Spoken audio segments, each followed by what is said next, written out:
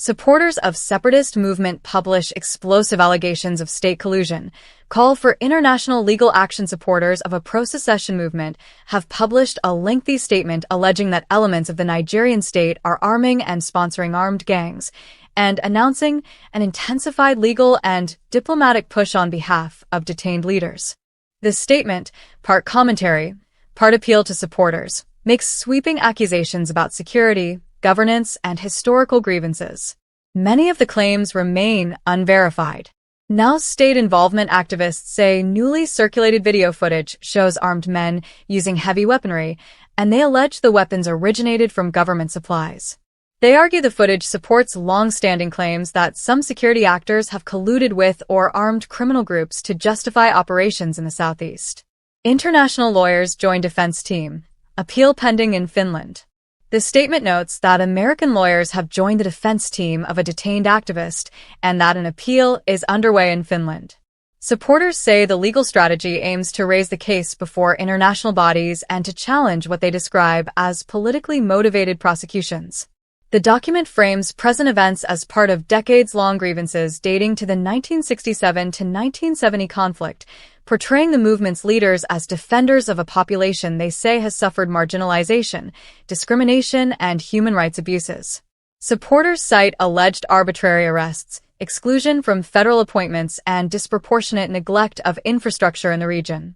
The statement warns that the country is increasingly unstable, citing reports of armed groups entering towns and being treated like VIPs at some public events. The authors express alarm that young people are glamorizing such figures and that routine security and governance institutions are failing to protect civilians. Calls to document evidence and escalate to international institutions. Supporters urge followers to document alleged abuses, share video evidence widely, and petition international human rights organizations, the United Nations, and courts. They say combining forensic evidence with family testimony will humanize detainees and strengthen legal cases. Allegations of cooperation with foreign courts question. The authors express concern that foreign authorities may have assisted in convicting activists and call for transparency about other detainees and any alleged deportations or pressure to provide testimony. The statement mixes personal testimony, appeals for solidarity, and at times inflammatory language directed at the government. It closes with an urgent call for continued activism, documentation, and legal campaigning, and tells supporters to remain vigilant. Despite its emotional tone, the statement insists that the movement's struggle must remain rooted in evidence, law, and moral legitimacy rather than violence. It emphasizes that justice, though slow, can be achieved through persistent advocacy, international pressure, and strategic litigation. Leaders of the movement urge followers not to be swayed by propaganda or internal division, warning that infiltration and misinformation have weakened similar liberation efforts in the past. They call for unity of purpose, transparency among organizers, and discipline in communications shared online. The message further argues that the crisis in the Southeast is not merely political but humanitarian, citing widespread displacement, loss of livelihoods, and deteriorating public trust in local institutions. According to the authors, these conditions make documentation, community outreach, and international awareness matters of survival. They reaffirm that detained leaders remain the legitimate voice of the movement and promise that future legal filings will expose alleged human rights violations before global courts. The struggle as a test of conscience for the closing appeal frames the international community, urging world powers to pay attention before the situation spirals beyond repair. The statement concludes by portraying the movement's cause as a moral and legal test for the global community, one that challenges international institutions to act on their stated principles of justice and self-determination. It warns that silence or selective engagement will only embolden impunity and deepen resentment among affected communities. In its final words, the document calls on citizens, journalists, and human rights advocates to keep the light of truth burning, insisting that transparency and lawful resistance remain the only paths to lasting peace. Supporters are encouraged to document every event, verify every claim, and resist any attempt to turn the struggle into a tool for personal or political gain. While the tone remains defiant, The overall message blends resistance with restraint, portraying the movement as determined to pursue justice through nonviolent and legal means, even amid provocation and uncertainty. Observers note that the tone of the message reflects a broader shift within the movement, from fiery street agitation to a more calculated campaign built around courts, media advocacy, and international diplomacy. Analysts suggest this transition signals an attempt to regain legitimacy after years of internal division and external criticism. Despite questions about leadership cohesion and legal prospects, the renewed emphasis on evidence, human rights, and due process could reshape how both domestic and foreign audiences perceive the cause. However, government officials have yet to formally respond to the latest allegations, and independent verification of the claims remains pending. For now, the statement stands as both a rallying cry and a warning, a declaration that the struggle continues, but with a sharpened focus on accountability, legality, and international recognition.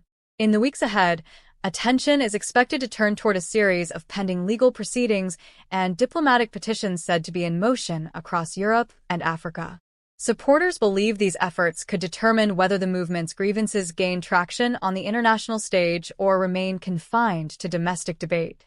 Political analysts caution, however, that success will depend not only on evidence presented in court but also on the movement's ability to maintain unity, discipline, and credibility in the face of state pressure and public fatigue.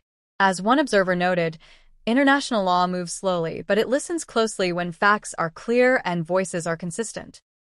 Ultimately, this statement underscores a defining moment for both the movement and the nation, a crossroads between confrontation and dialogue, between political expediency and historical accountability.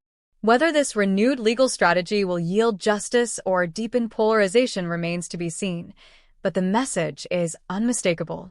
The struggle, its authors insist, is far from over. As the dust settles from the latest round of allegations and counterclaims, one reality stands clear. The issue has transcended local politics and entered the arena of global scrutiny. With activists mobilizing abroad, lawyers filing motions in foreign courts, and international observers watching closely, the movement's next steps could redefine both its image and its influence. For supporters, the message is a reaffirmation of purpose, a reminder that endurance, not haste, will determine the outcome. For critics, it is yet another sign that Nigeria's unity and governance face deeper questions than any single trial or protest can resolve. In the end, the statement captures a nation still wrestling with its past and uncertain about its future, where truth, justice, and reconciliation remain ideals, yet to be fully realized. And as the authors declare, the chapter may be closing on one phase of the struggle, but the story itself is far from finished. The authors frame their message not as an ending, but as a transition, from outrage to organization, from protest to proof. They pledge that every document, testimony, and court filing will form part of what they call the archive of truth, a record meant to stand the test of time and history. They argue that no government can permanently silence a demand rooted in justice, and that generations to come will judge not by who held power, but by who upheld principle. The statement ends on a tone of solemn defiance, invoking faith in both divine justice and the persistence of collective memory. As dusk falls on yet another turbulent chapter, the question lingers in the air: how long can a nation delay reckoning with its conscience? For the movement's followers, the answer is simple: as long as it takes.